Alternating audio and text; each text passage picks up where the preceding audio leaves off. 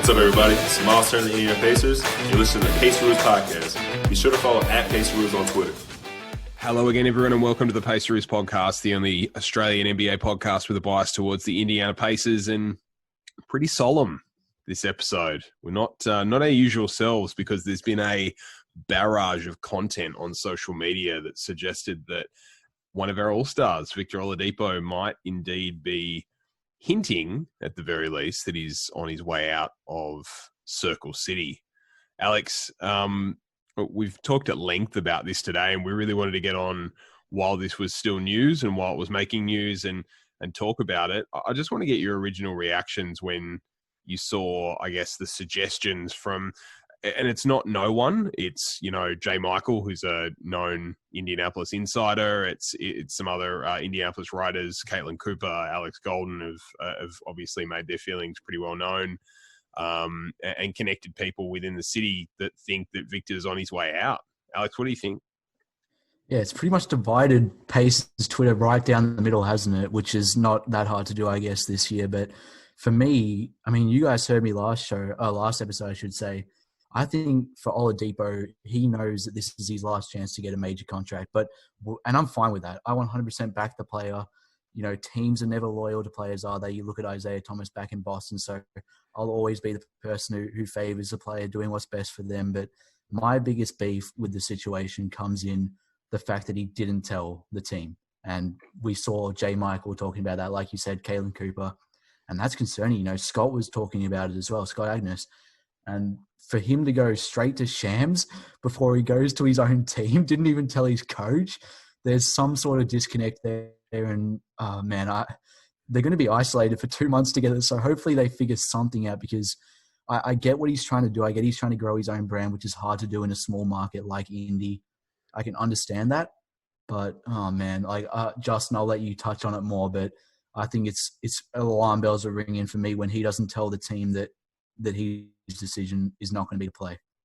And, it's interesting to see the different takes out there. And obviously Vic has been in control of his rehab. The team have allowed him to be in control of his timeline and bring in his own doctors, train at his own gym, go to Miami and train for long periods and, really be 100% in control of his own injury. They've not imposed their will or their thought on his rehabilitation, it seems, in any way, shape or form, which seems to be a really fair thing to do, and looking after your superstar, allowing them to have the people around them make the best decisions in their interests. So I think the difficulty I have with this, if there is any truth to it, and I'll get to you in a second, Justin, as to what you think, the difficulty I have is that this is not a Paul George situation. This is not a situation where, there's lost trust with the team, or there's lost trust with the front office that they don't want to win. There's, we'll talk about roster composition. We've got a lot to get through, I think. We've got a lot to talk about over the next half an hour or so. And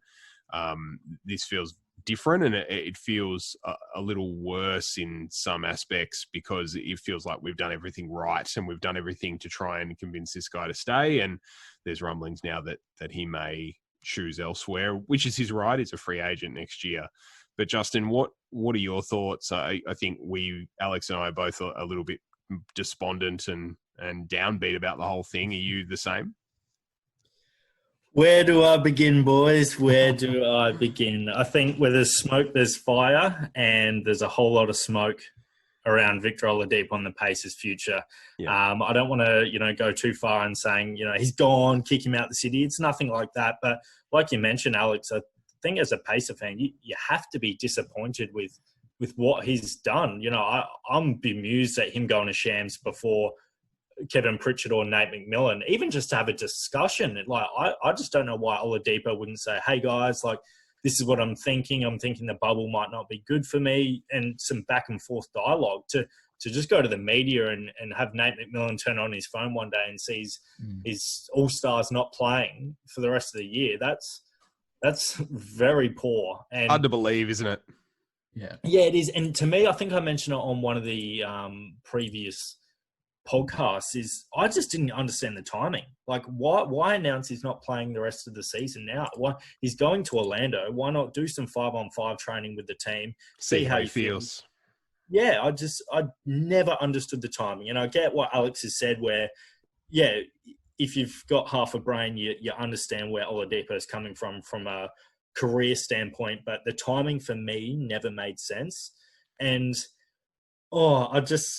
this could end very badly. All I'm going to say is I feel really bad for the Pacers organization if this ends terribly, because I feel like Paul George, the Pacers learned some lessons from Paul George. They were strict on him. The famous quote, Larry Bird, he doesn't run this franchise, I do, and not running past any movements past Paul George. Now, I'm not saying that's right or wrong, but Paul George didn't like it.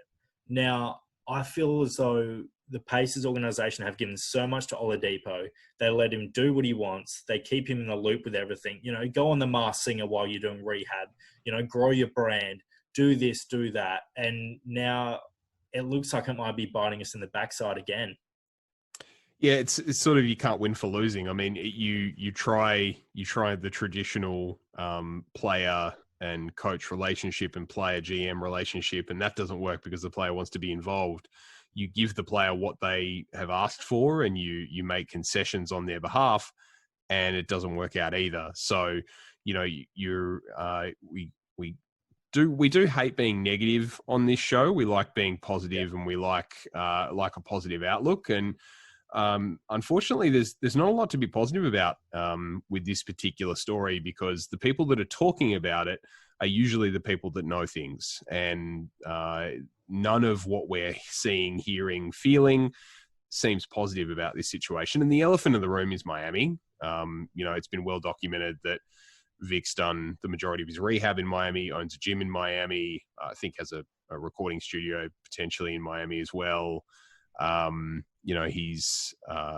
He's shown flashes of wanting to be in Miami when he's not in Indianapolis. That's clearly somewhere that he feels very comfortable. And there's been rumblings for the past 12 months that the Heat are making a run at Victor Oladipo. They want to pair Victor Oladipo with Jimmy Butler. They want to get another All-Star in 2021, with Giannis being obviously the name that's thrown around as the jackpot for Miami.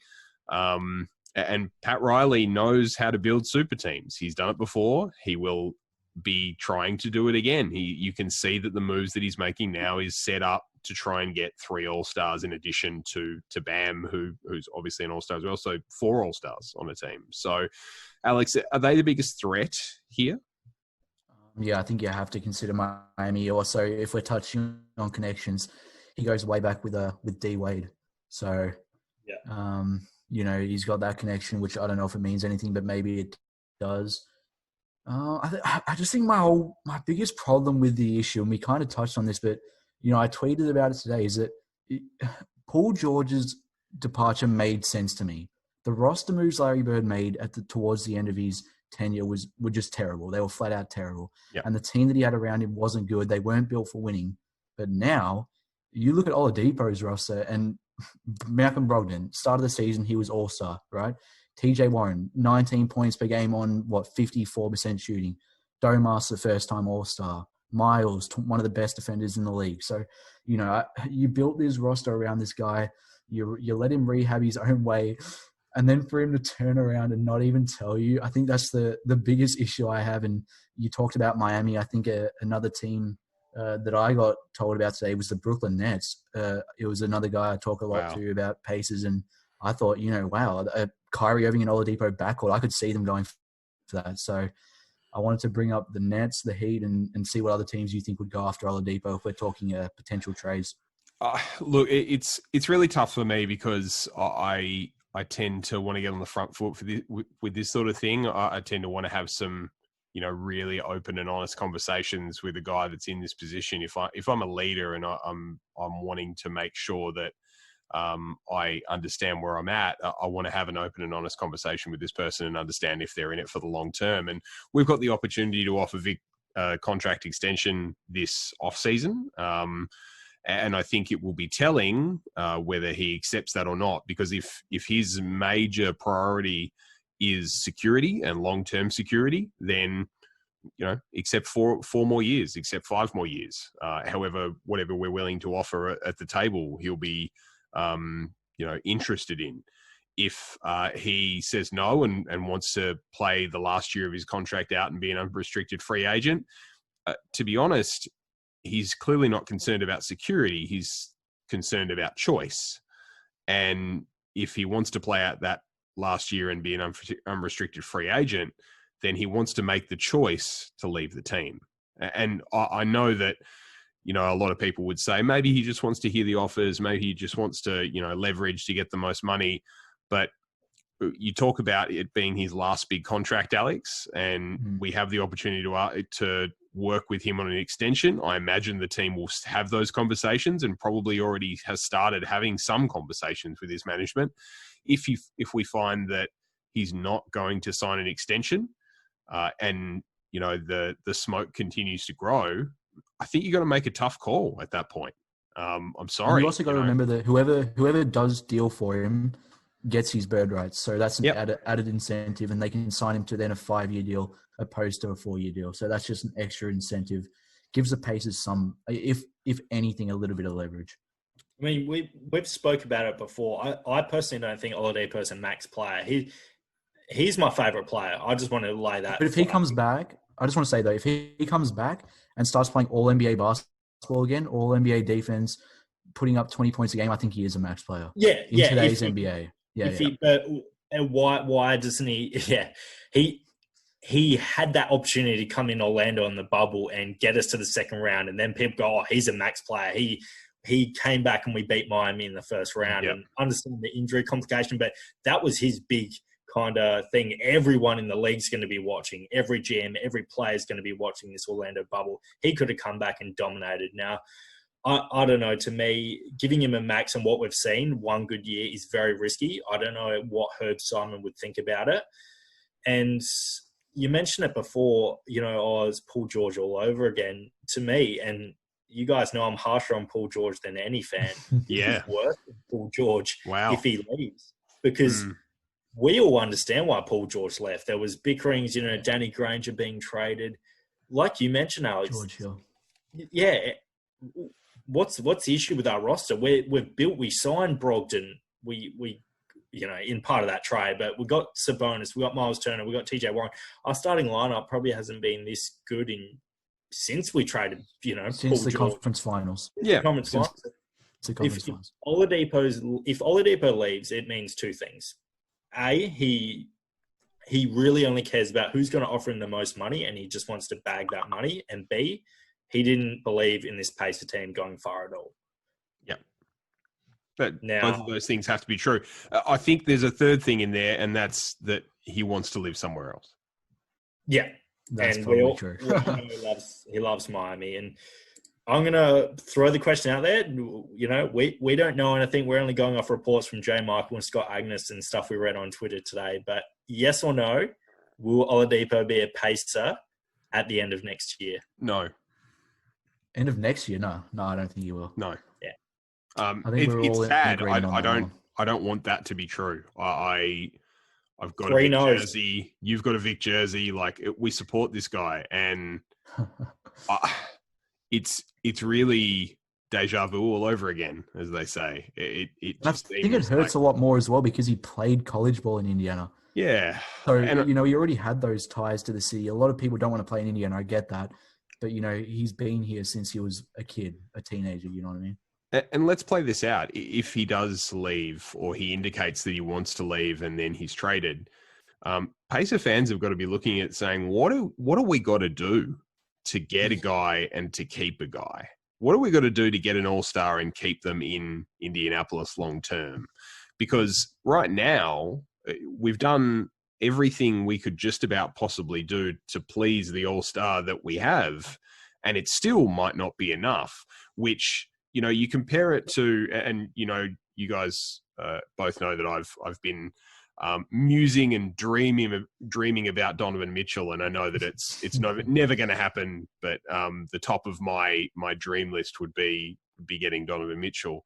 But you look at Utah, and, you know, they don't appear to have the same turnover as Indiana do. I mean, Hayward did leave. That was a big blow for them. That was probably akin to Paul George. But over the years, they've been able to retain players for the lengths of their contract plus more. And they seem to have been able to sign guys to extensions and really, I guess, secure those long-term deals. And I'm just seeing that Indiana appears to just not be able to hold on to superstar players.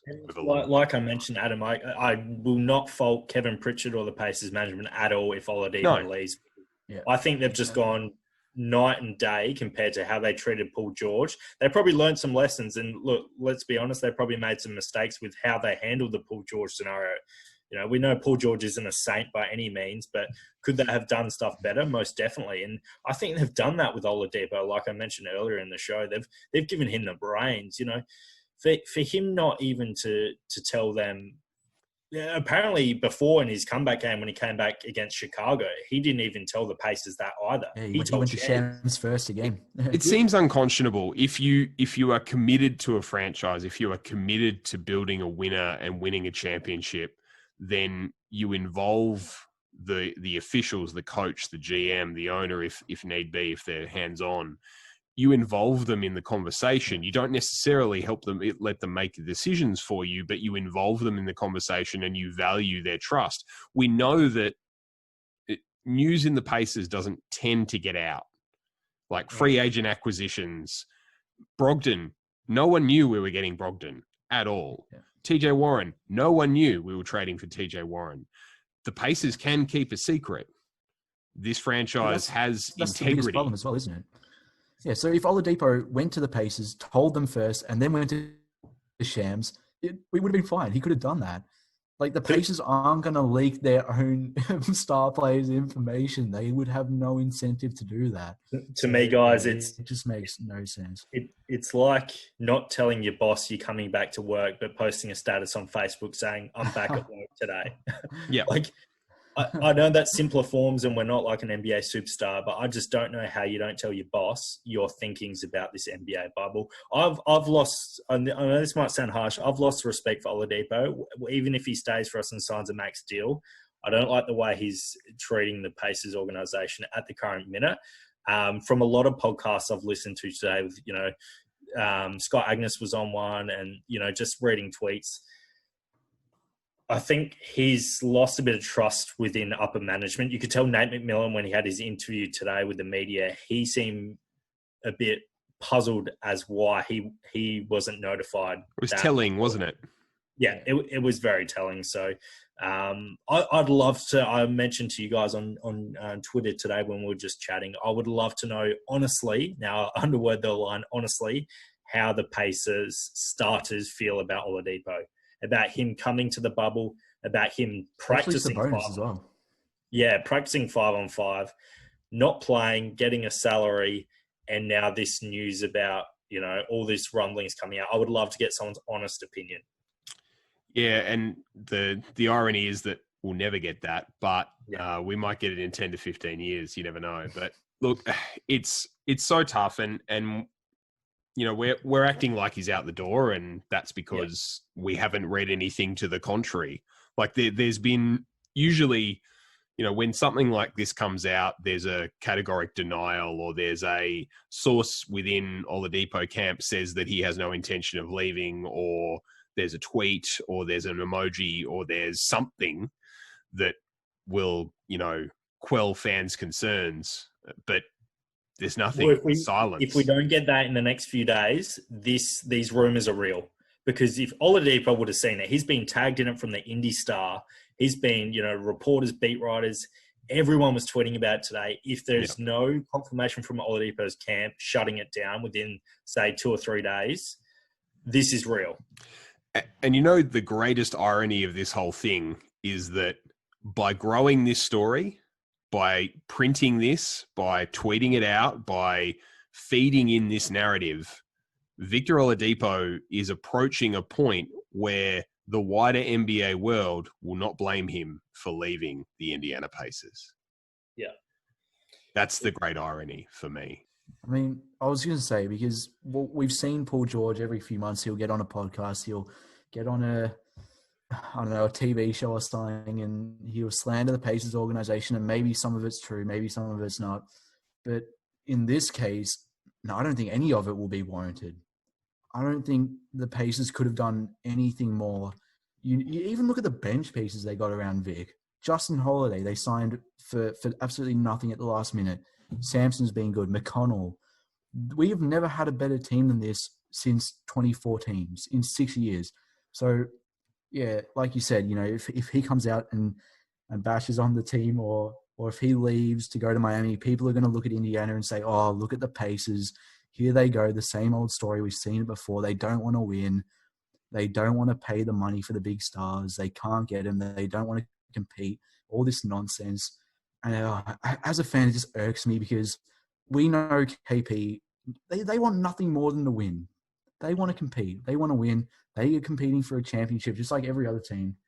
So yeah, if that stuff does come out, it's gonna piss me off as a fan, and I'm sure it'll annoy you guys as well. Well, from what I've heard, I listened to 1070 The Fan, the Indiana radio, with JMV, and he mentioned, not sure how intact he is, but he was mentioning Oladipo is very impressionable. So he's getting all these people talking in his ears from, his manager and all his, crew that live in Miami, want to bring him to Miami. And he actually even mentioned Paul George has been in Oladipo's ear saying, this franchise is not going to go all the way to get you to win. You should look elsewhere. And it's tough to hear, but man, personally, I believe it. Apparently it's 100% fact. Paul George has had words since he left the Pacers with Oladipo bagging the Pacers. Now, That's crazy. And the rumors are Oladipo is very impressionable. He's all ears with his camp and with players. Jimmy Butler would be in his ear as well, for sure. Exactly. For sure. So this might not be a thing Oladipo going, oh, I want out of Indiana. It could be a slow, gradual thing over time. He sees a pattern and then goes, you know what? It's best if I leave.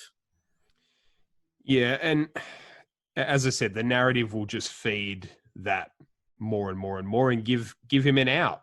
And, the wider NBA public will say, well, fair enough. Indianapolis turned on you. They said that you didn't want to be there. They bagged out your decision to go to Orlando and be with the team. From a Miami fan standpoint, I'm looking at this, loving it, because obviously I want a guy like Oladipo on my team beside Butler, because those two guys are, rabid dogs on defense. They'll be incredible if they play together. And you add a Giannis to that, and all of a sudden, good luck. Good luck beating that team defensively with Bam, with Giannis, with Butler, with Oladipo. It's tough to think about as a Pacer fan, because you don't want to ever see that team, and it would probably be the most hated team that's ever gone against Indiana. But yeah, it's hard to see it, unfortunately, playing out any other way. And look, I think this is a real crossroads moment for the Pacers franchise. We know that the Pacers have traded Paul George and reloaded rather than reset. We know that we've got Brogdon, we've got Turner, we've got Sabonis for at least the next 3 years for all three of those guys. So we've got a decision to make. Do we continue down the track? Do we try and try and maximize the return for the now with Oladipo, should this all come to fruition? Or do we try and get some young assets into the team? Do we try and get some young pieces in and have those guys complement our existing players and try and stay as competitive as possible, but also grow some players that we can hopefully see stay with the franchise for 5, 6, 7 seasons. We discussed that, didn't we, on very early in the Paceroos podcast days. The Pacers don't want to tank. The Pacers will never tank. I don't see them ever doing it. So if you're Indy, if you're KP, you want to maximize VO's value, I guess, if you will, right now, which leads to this question is, you asked earlier if we think Oladipo will be on the Pacers by the end of next season. I'm going to ask you guys, do you think Oladipo will play a game for the Pacers at all next season? Oh, man. I saw someone tweet, or a few people tweet today, saying we will never see Oladipo wear a Pacers jersey again. And just the thought of that's crazy. We haven't seen him in a year, essentially, and then thinking, wow, he may never put on a Pacer jersey again. Do I think Pritchard will trade him? If they I can't think come to agreement on a contract this off season, I think you they wouldn't will wait till the move him. deadline. You just trade him before the season starts. Trade him. Yeah, I think you've got to maximize your return at this point. I think if he's made his decision, you've got to make yours. And it's nothing, the thing that people always love to trot out about this is, how could you trade that player after they did so much for you? And then when the player leaves, it's just business. It's just a business decision. So unfortunately, it's got to go both ways. If for the player to leave the team, it's a business decision, then for the team to trade the player, it's a business decision. So we have to make the very best business decision. Yeah, I think if we all woke up in 3 months or whatever and saw Oladipo traded, you wouldn't be like, oh my God, Pritchard, what are you doing? You'd be, hey, we know what that meant. You had a conversation with Victor. There was no agreement. And like you guys said, the longer you leave it, the less value you're going to get. If you leave it to the last day of the trade deadline, a team's just going to undercut you because they're going to know, hey, you're going to lose him in free agency for free. We're going to offer you nothing. It's like the Lakers offering, Jordan Clarkson and Julius Randle for Paul George. Yeah. Oh, God. They're just going to get those offers. And the great thing that plays in the Pacers' favor at this point is Kawhi left the Spurs, was a 1-year rental and won a title. So if you've got a team like a Philadelphia, if you've got a team like a Boston, if you've got a team, like a Denver that is quite literally one all-star away from being a championship contender and could get to the promised land with a player like Victor Oladipo, then you have the opportunity to be able to, get Golden State's pick, or you have the opportunity to be able to get someone from Toronto or from whomever it may be. And I think that's the track you have to go down. You're not going to trade Victor Oladipo to Memphis. You're not going to trade him to Washington. You're likely going to trade him to a team that's a piece away from contending for a championship, and you're likely going to want to get back a package like the one that we got, ironically, when we traded Paul George. You want to get a solid young player that's potentially either at the end of his rookie contract or the start of his extension, and a rookie or a player on his rookie contract that can grow, that you believe in. So I think that's the bar, right? We've always been concerned about their salary next year, haven't we? We've always said if they max out Oladipo, geez, we've got no money. We've got no money. So the more and more I think about it, he's gone. Well, I was going to put this to you guys, is that if we are going to deal into the Heat, I don't think they're going to give us Tyler Hero. I think that's a shooting for the moon. But I would take – I know you want to just – but I would take a package of Kendrick Nunn and Duncan Robinson, then maybe a filler piece. Get me far away from Kendrick Nunn. Get me far away. Sorry. You don't like him as a player or a person? I don't like him as a person, but I don't like him. The background there is not great, and I don't want a person like that playing for my franchise. Am I missing something? What? Yeah, what's you're missing something that we won't talk about in the podcast. But you can Google Kendrick Nunn. I just think the history of guys that come in late bloomers, play really well early on.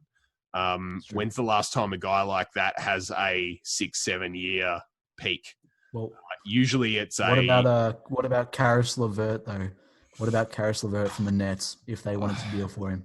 Yeah, if it was Karis LeVert and Jared Allen, that's I guess the Domas Victor Oladipo package, isn't it? Really, yeah. That's effectively the same package, which is interesting because we've already got the two big guys. So then you've got a log jam at center. So yeah, there's a million trade machine packages that you could bust out, and I'm sure that we'll be doing that over the next few days. Something that we will definitely see is more horrid trade packages from literally everyone who's not a Pacers fan. Very true. And we're all sick of that. But yeah, it's going to be brutal to think about losing a player like Victor Oladipo. Alex, off the top of your head, or I know you've probably thought about this today, you've probably gone on 2K and tried to swing some trades on my league, but is there any package that you think, firstly, it's realistic, and secondly, the team would be willing to explore it? Man, I'm gonna have to fire up the 2K trade machine as we speak. But I think that yeah, I don't know. I keep thinking going back to what you were saying. I think it's going to be a team that is that third All-Star away from winning. So when Paul George was traded to the Thunder, they were a Paul George away from keeping a guy like Westbrook. He might not have re-signed. So I think it's going to be a team that's desperate on a limb. Maybe wants to add a third star. I'll go back to the Nets because there were rumors they wanted to add Bradley Beal. So if they miss out on him, who knows? Maybe they want Oladipo. I think Miami's going to be a big contender for him. You mentioned Denver. I think we were in trade talks with Denver 3 years ago, and don't be surprised if we're in trade talks with them again. I think they're definitely going to be a team that looks to add him. I know you're a big Denver man as well, Adam. Look, I can I just say that if Michael Porter Jr. is in our future, then I wish. Then I like all is forgiven. See you, Vic. Have fun. Every time he's playing this Michael Porter Jr. I just googled Kendrick Nunn as well. So are you in or are you out? Yeah, I'm out. But, I'd love Tyler Hero, but yeah, like you said, Alex, Miami probably aren't willing to part with him. And I'll throw up something. I know Adam, we've mentioned it. We're along the same lines, and that's, there might be a bit of a rift with Gobert and Donovan Mitchell. And although Utah probably would keep Mitchell, like we've said, it's a pipe dream. He's their young all-star / superstar player. But, geez, I'd love Donovan Mitchell. I wanted us to draft him so badly. I watched all his kind of workouts, and I wanted us to trade down to get Mitchell. But, that would have been my dream scenario. I mean, everything else I've read on Bleacher Report with, like, RJ Barrett and a pick is just disgusting. And I know Pritchard won't do that. So, it'll be interesting. It's going to be very – I just don't know what Pritchard would be thinking right now, where he's going to have the phones open and start listening to calls, or have a contact Oladipo's management and say, hey, we need to sort this out. He's got to be on the phone with management saying, look, I'm reading everything online right now. This is unsettling, and it's going to unsettle the team going into Orlando. There's going to be a lot of questions asked by the journalists that are in Orlando. There's going to be a lot of speculation. There's going to be, episodes of The Jump devoted to this stuff over the next few weeks, and podcasts and trade machine articles and et cetera, et cetera. So, all I have to say is Michael Porter Jr. and Gary Harris, come on down. So that's big news for the three of us. We all think Oladipo will not be a Pacer in a year's time. Sadly, I haven't been convinced of anything otherwise based on what people have been saying the last day, and probably it's more what Vic hasn't said. Yeah.